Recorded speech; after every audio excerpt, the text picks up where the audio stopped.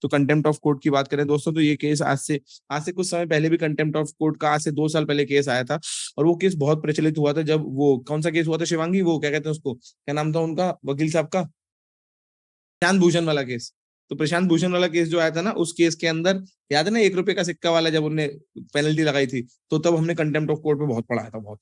तो contempt of court के अंदर फिर हमने जो पूरी कहानी पढ़ाई थी, तो उसमें छोटी मोटी बातें होती हैं, बस यहाँ से समझ लेना मेरे साथ, और फिर मैं तुमको एक्स्ट्रा नोट्स भी बता दूंगा। तो कंटेम्प्ट ऑफ कोर्ट की बात करें अगर हम लोग, तो उसको बेसिकली रेफर क्या करते हैं, कंटेम्प्ट रेफर करते हैं। अगर हम कंटेम्प्ट बोलेंगे मतलब कंटेम्प्ट ऑफ कोर्ट की बात हो रही है। It is a criminal breach of disobedient, है ना, टू और disrespect towards, disobedient to or disrespect towards the court of law, its officer, in the form of behavior that opposes or defy क्या चीजों को डिफाई करना चाहिए।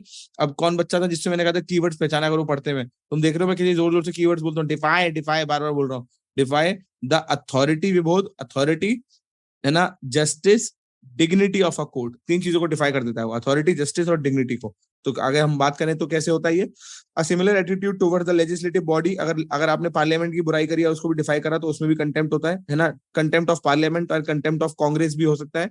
The verb for committing, है ना, to commit the contempt is contempt, अगर basically बोले वो एक ही बात होती है, as in to contempt a court order और a person guilty of as a contemnor. इतनी सी बात समझ में आ गई, अंग्रेजी लिखी हुई है बस। आगे चलते हैं, तो बेसिकली बात करें तो ब्रॉडली 2 कैटेगरी होती है कंटेम्प्ट की। 2 कैटेगरी जो होती है कंटेम्प्ट की, वो क्या क्या होती है, पहली, being disrespectful to the legal authority in the court room, और willingly failing to obey the court order. मतलब समझ में आ गया क्लियर, एक तो आपने जज साहब की बेइज्जती कर दी, दूसरा जज साहब से आपने कुछ नहीं कही, जज साहब ने जो जजमेंट दिया था आपने वो नहीं माना। आया अभिलाषा समझ में, है ना। एक तो जज साहब की बेइज्जती हो गई, दूसरा जज साहब की बेइज्जती नहीं करी, उन्हें जो जजमेंट दिया था वो नहीं माना। तो ये 2 बातें हो गई, ये याद रखने वाली बातें हैं। Finding of being in contempt of court may result from failure to obey a lawful order of a court, showing disrespect for the जज, ये हुआ, इसमें से ये चीजें निकल के आ सकती हैं। दूसरा ऊपर उसके साथ साथ क्या आएगा बेटा, इसके साथ साथ नेक्स्ट आएगा disruption of the proceeding through poor behaviour. तो याद है ना हिमांशी, कितनी बार हमने पिक्चरों में देखा होगा कि आप बैठ जाइए नहीं तो हम आपको कंटेम्प्ट में कोर्ट जेल भेज देंगे, वो बोलते हैं ना जब आप कोर्ट में जज साहब के साथ बदतमीजी करते हो। तो ये हो गया। और पब्लिकेशन ऑफ मटेरियल और नॉन डिस्क्लोजर ऑफ मटेरियल। तो बेसिकली क्या होता है, दोनों अलग बातें हैं। पब्लिकेशन ऑफ मटेरियल मतलब होता है कि कोर्ट ने मना करा कि इस मटेरियल को पब्लिश नहीं करना, आपने कर दिया, और नॉन डिस्क्लोजर मतलब कोर्ट ने मटेरियल मांगा और आपने दिया नहीं। ठीक है, दोनों बातें हो गई। तो आप जज साहब की बात नहीं मान रहे, मोटी मोटी बात क्या है, देखो भैया, जज साहब की बात नहीं मानोगे तो वो कैसे जजमेंट देंगे यार। तो उसके लिए उनको ताकत दी गई है कंटेम्प्ट की। And which in doing so is deemed likely to jeopardize the fair trial. तो ये सब क्यों हो रहा है, क्योंकि आप फेयर ट्रायल को जियोपार्डाइज कर रहे हैं। अगर आप फेयर ट्रायल को ये सब करते हुए जियोपार्डाइज नहीं कर रहे हैं, ध्यान समझना, तो कंटेम्प्ट नहीं होगा। और उसी के लिए नीचे की तरफ लिखा गया कि अगर अगर अगर कोर्ट के सामने आप, अभी आगे आएगा, सच बोल रहे हो, डिफेंस ऑफ द ट्रुथ की बात कर रहे हो, तो उस टाइम पे अगर आप कोर्ट की बेइज्जती भी हो गई है उससे, तो आप कंटेम्प्ट नहीं होंगे, क्योंकि फेयर ट्रायल जियोपार्डाइज नहीं हो रहा है। समझ में आ रहा है जो मैं बोला, ये लाइन समझ में आई ना, है ना। सर एक इसीलिए बार रिपीट कर छोटी सी दीजिए। बात, छोटी सी बात क्या है कि उदय, छोटी सी बात ये दोस्त मेरे की, जरूरी ये बातें नहीं है, ये बातें सब जरिया हैं, ये बातें सब जरिया हैं, these all are means. And क्या है, एंड है that is deemed likely to jeopardize the fair trial. अगर आप फेयर ट्रायल को जियोपार्डाइज कर रहे हैं तभी तो इन सब, मतलब तुम जो कर रहे हो उसका कोई रिएक्शन होगा तभी तो कंटेम्प्ट है ना भैया। प्रशांत भूषण वाले केस में क्या बात हुई कि प्रशांत भूषण वाले केस में क्या बात हुई, प्रशांत भूषण वाले केस में ये बात हुई कि भैया जज साहब की बेइज्जती और कोर्ट की बेइज्जती तो अलग बातें हैं, ए। और दूसरी बात हुई कि अगर कोई बंदा जज साहब से पर्सनल कुछ कह रहा है, कोर्ट से नहीं कह रहा और उस कैपेसिटी में नहीं कह रहा, तो बेसिकली वो कुछ उनसे पर्सनल कह रहा है, वो कोर्ट के लिए कह ही नहीं रहा। और आपका पर्सनल कंटेम्प्ट कोर्ट का कंटेम्प्ट थोड़ी होता है, क्योंकि आपका काम तो फेयर ट्रायल करना था ना, इसीलिए आपका कंटेम्प्ट, आपको ताकत दी गई, कंटेम्प्ट की ताकत ही क्यों दी गई थी, सो दैट आप न्याय कर पाए। आया समझ में आ रहा है। तो उस टाइम पे वो जज साहब क्या बाइक पे बैठे थे, वो सुपर बाइक पे, है ना, तो जब प्रशांत भूषण ने उनकी फोटो लेके ट्वीट मार दी थी सुपर बाइक वाली, तो अब सुपर बाइक वाली फोटो मारने से फेयर ट्रायल तो कैसे भी नहीं हो रहा ना, वो उनकी पर्सनल बात पे उसने ट्वीट मार दिया। उसने नहीं, उन्होंने। यहां तक समझ में आ गया? ठीक है, आगे चलते हैं। So the expression contempt of court has not been important, not been defined in the constitution, बिल्कुल सही बात है। As per the contempt of court act of 1971, contempt refers to the offence showing disrespect to the dignity or the authority of court, not the judge, not the judge. सूरज समझ में आ रहा है? Dignity and authority of the court, not the जज। जियोपार्टाइजिंग means मतलब खतरे में पहुंचाना, जियोपार्टाइज मतलब उसको खतरे में डालना, जस्टिस को। देन आगे अब बात करते हैं, the act divides contempt into two types, civil और क्रिमिनल कंटेम्प्ट। सिविल कंटेम्प्ट क्या होता है? It is a wilful disobedience of any judgment, तुमने माना नहीं, डिक्री, डायरेक्शन, ऑर्डर, रिट और any other process of the court, और wilful breach of an undertaking given to the court. मतलब क्या हो रहा है कि इसको सिविल क्यों कहा गया? कॉमन सेंस की बात है, इसे क्रिमिनल में रखने की जरूरत नहीं, क्योंकि उन्हें ओबीडियंस नहीं कराए तो उनके ऊपर सिविल पेनल्टी लगेगी। और दूसरा, उन्हें कोर्ट के सामने कहा था कि हम ये बात मान रहे हैं कि हम अपनी अंडरटेकिंग दे रहे हैं कि ये सच्चाई है, और बाद में पता पड़ा कि तुमने उसको ब्रीच कर दिया, तो ये सिविल हुआ बर्मन। वही क्रिमिनल क्या होगा दोस्त? क्रिमिनल के अंदर आप कोर्ट के साथ क्या क्या कर रहे हो? Any publication which may result in scandalising the court by lowering its authority. आप कोर्ट की अथॉरिटी कम कर रहे हो। अगर आप कोर्ट की अथॉरिटी कम कर रहे हो तो ये बड़ा क्राइम क्यों है बर्मन? क्योंकि आप लोगों के अंदर से इस बात का भरोसा खत्म कर रहे हो कि जो कोर्ट तुम्हारा न्याय कर रहा है वो सही है। और अगर लोगों के अंदर से इस बात का भरोसा खत्म हो गया कि जो कोर्ट तुम्हारा न्याय कर रहा है वो सही है, तो कैसे काम चलेगा? समझ में आया पॉइंट? शिवांगी सर क्या समझ में आ पूरा रहा है? फिर से समझाओगे? अरे हाँ हाँ। सी, न्याय होना और न्याय की उम्मीद होना दो अलग बातें होती हैं। किसी भी एक सिस्टम के अंदर सबको न्याय होना हो, सबको न्याय की उम्मीद होती है। और सबको न्याय की उम्मीद तब होती है जब उनको पता हो कि जिससे वो न्याय मांगने जा रहे हैं उसमें वो शक्ति है कि वो न्याय कर दे। क्योंकि जिससे तुम न्याय मांगने जा रहे हो, अगर उसमें वो शक्ति ही नहीं कि वो न्याय कर दे, तो तुम अपनी दलील उसको दोगे ही क्यों?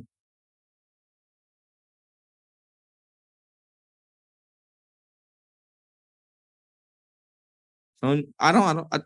वो प्रूफ करना पड़ेगा कि क्रिटिसिज्म जो तुम कोर्ट का कर रहे हो, कोर्ट का, जज का भी नहीं, कोर्ट का, वो to basically in the defence of truth कर रहे हो कि नॉन डिफेंस ऑफ ट्रुथ कर रहे हो। अगर डिफेंस ऑफ ट्रुथ में नहीं कर रहे हो तो बंद हो। समझ में आ रहा है? नहीं सर, ये नहीं समझ आया। अरे, डिफेंस ऑफ ट्रुथ मतलब तुम कोर्ट का क्रिटिसिज्म कर रहे हो, पर क्रिटिसिज्म उस बात पे कर रहे हो ना जो सच है, हाँ किसी झूठी बात पे नहीं करना, हाँ, राइट। है ना? हम्म। ठीक है ना? तो यहां तक समझ में आ गया? Interference in the due course of judicial proceedings, आप कोर्ट को उसका काम ही नहीं करने दे रहे। तीसरा, an obstruction in the administration of justice, आपने गेट बंद कर दिया कोर्ट का, आज कोई अंदर नहीं जाएगा, कोर्ट सुने सुने, ओए ओए ओए बे ओए, बंद कर इसको। ठीक है। However however however however however ऐसे ही पढ़नी होती है। धीरे धीरे शुरुआत में ऐसे पढ़ेंगे शिवांगी, फास्ट हो जाएंगे, अपने आप इन चीजों को ध्यान देना शुरू कर देगी, है ना? और अपने आप सही हो जाएगा बच्ची। However, innocent publication and distribution of some matter, fair and reasonable criticism, बोला ना मैंने? क्या बोला? फेयर एंड उदय reasonable criticism and of judicial act and comment to the administrative side of the judiciary do not amount to contempt of court। क्या मतलब हुआ इसका उदय? जुडिशियल एक्ट का आप फेयर और रीजनेबल क्रिटिसिज्म कर सकते हो, कोर्ट का नहीं। मैं कभी ये नहीं कह सकता कि सुप्रीम कोर्ट किसी काम का नहीं है, तुरंत बंद हो जाऊंगा। मैं ये कह सकता हूं कि कोर्ट ने ये वाला जो जजमेंट दिया है ये सही नहीं लग रहा।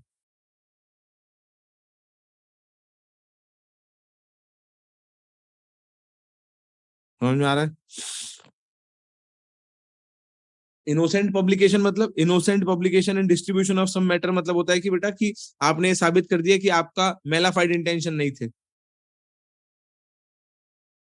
समझ में आया? आप जानबूझ के बिगाड़ना नहीं चाह रहे थे कुछ भी चीज। हाँ सूरज पूछे।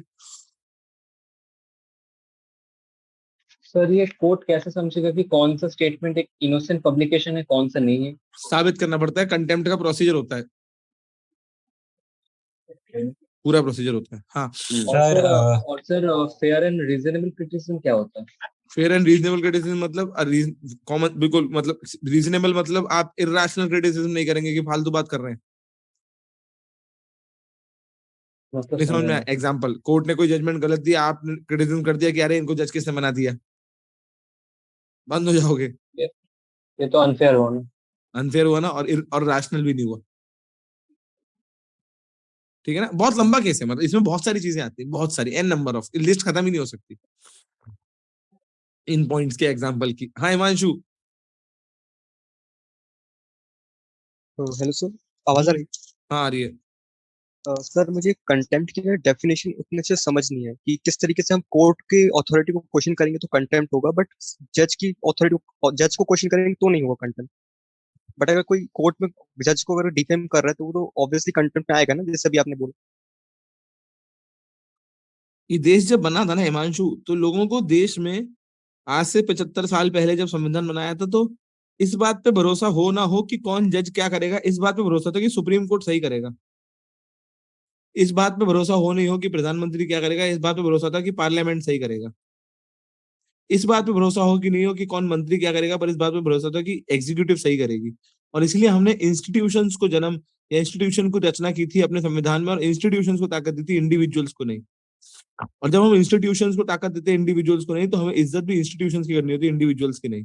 ऑल दो वो जो इंडिविजुअल्स होते हैं वो कभी कभार और बहुत टाइम पे वो ग्रे जोन बन जाती है कि वो इंडिविजुअल ही इंस्टीट्यूशन है और इंस्टीट्यूशन ही इंडिविजुअल है, बट वो गलत होता है, पर वो होता है।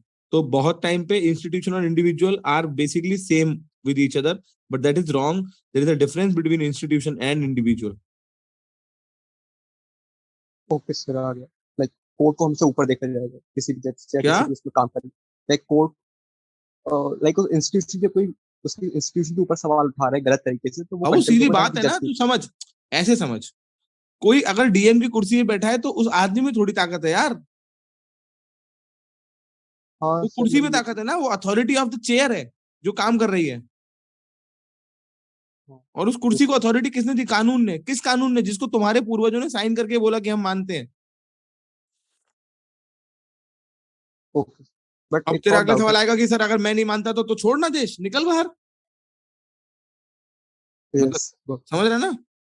सर, एक और था इसी से हाँ, रिलेटेड। अभी आपने एक और एग्जांपल दिया था कि अगर कोई बोलेगा ये कैसे जज है, किसने बना दिया इसको, मैं नहीं मानता, तो वो तो कंटेंट में आ रहा है।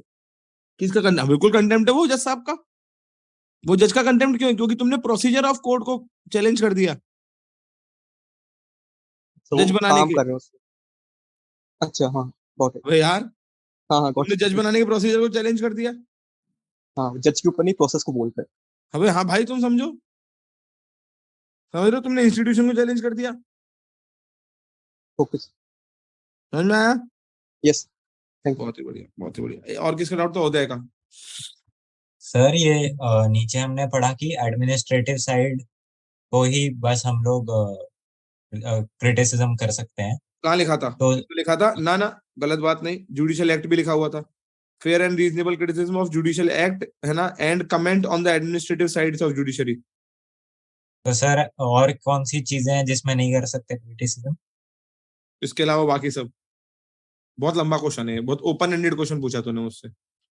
सर जैसे कॉलेजियम सिस्टम हो गया, ये इसके एडमिनिस्ट्रेटिव साइड पे ही आएगा। कॉलेजियम सिस्टम को आप बिल्कुल क्रिटिसाइज कर सकते हैं, कोई समस्या नहीं, हाँ ठीक है। बिल्कुल कर सकते हैं ना। ओपन एंडेड क्वेश्चन था ना पहले वाला, क्लोज एंडेड पूछ तो जवाब दे दूंगा। समझ में आया ना? ठीक है, आगे चलूं। The Contempt of Court 1971 Act, this है ना, मैंने बताया, Act defines the power of the court to punish for their contempt and regulates the procedure, but it was amended in 2006 and said that it includes the defense of the truth under section 13 of the organization legislation, original legislation, implying that the court must permit justification by truth as a valid defense if it is satisfied that it is in public interest. आया समझ में? आया समझ में? Justification of truth अगर public interest में है तो। Punishment and of the contempt of the court, supreme court and high court have the power to punish for the contempt of court either with simple imprisonment और term up to 6 month, कोई फर्क नहीं पड़ता। 1991 supreme court rule that, काम की बात, it has the power to punish contempt not only for of itself but also of high courts. मतलब तुमने अगर हाई कोर्ट की बेइज्जती करी तो सुप्रीम कोर्ट सजा दे सकता है। Subordinate courts, tribunal, functions in the entire country. तो सुप्रीम कोर्ट क्योंकि उन सबका गार्जियन है सारे कोर्ट्स का शिवांगी, तो आप किसी भी कोर्ट की कंटेम्प्ट करेंगे अगर, तो सुप्रीम कोर्ट आपको सजा दे सकता है, क्योंकि इनके पास ताकत नहीं है कंटेम्प्ट की सजा देने की। इसलिए आया बच्चे समझ में? आगे चलते हैं। On the other hand, high court have been given special power to punish contempt of subordinate court तो उनको भी मिल रखी है सबऑर्डिनेट कोर्ट्स के कंटेम्प्ट की पावर की, उनका, क्योंकि सबऑर्डिनेट कोर्ट्स के पास वाली पावर नहीं, इसलिए। देन इसके बाद the purpose of contempt jurisdiction is to purpose यही सबसे इंपॉर्टेंट लाइन थी, यहाँ से ऊपर तक की कहानी इससे समझ में आई थी, इसलिए मैंने तुमको पहले ही समझाया। The purpose of contempt jurisdiction is to uphold the majesty and dignity of the judiciary. क्या बोलते, आया समझ में, है ना? क्योंकि मैं एक लाइन क्लियर है ना, न्याय होना हो, इस भरोसे को कभी खत्म नहीं करना कि न्याय नहीं होगा।